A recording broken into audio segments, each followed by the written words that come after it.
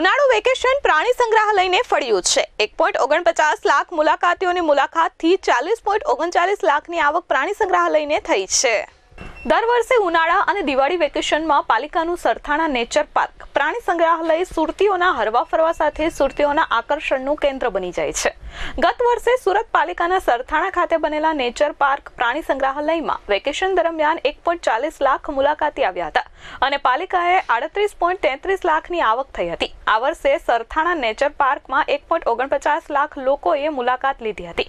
આ વર્ષે સરથાણા નેચર પાર્કમાં 1.49 લાખ લોકોએ મુલાકાત લીધી છે। પાલિકાને તેના કારણે 40.39 લાખની આવક થઈ છે, જેમાં વેકેશન પૂરું થવા છેલ્લા વીકેન્ડમાં સૌથી વધુ મુલાકાતીઓ આવ્યા હતા, જેનું પણ ગઈકાલે વેકેશન પૂરું થવાના છેલ્લા દિવસે નેચર પાર્ક મુલાકાતીઓથી ઉપરાઈ ગયું હતું। હું doctor Rajesh Patel, incharge zoo superintendent, Sarthana nature park, Surat Mahanagarpalika. દર વર્ષે સરથાણા નેચર પાર્કમાં દિવાળી અને ઉનાળા વેકેશનમાં મોટા પ્રમાણમાં મુલાકાતીઓ મુલાકાત લેતા હોય છે।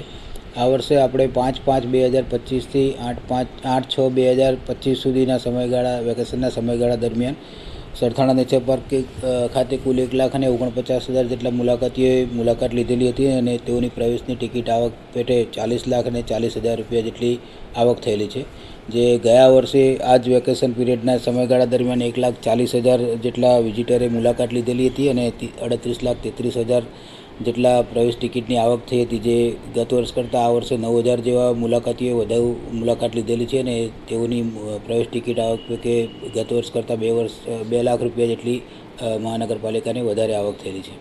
જનરલી જે મુલાકાતીઓ હોય છે એ લોકોને કેનાઇન ફેલાઇનનું સેક્શન વધારે એટ્રેક્શન હોય છે, જેમ કે વાઘ, સિંહ, દીપડા, રીંછ અને હિપ્પો જે વધારે આકર્ષણનું જગ્યા હોય છે ને ત્યાં તેઓના કેદ સામે મોટા પ્રમાણમાં મુલાકાતીઓ જોવા મળતા હોય છે।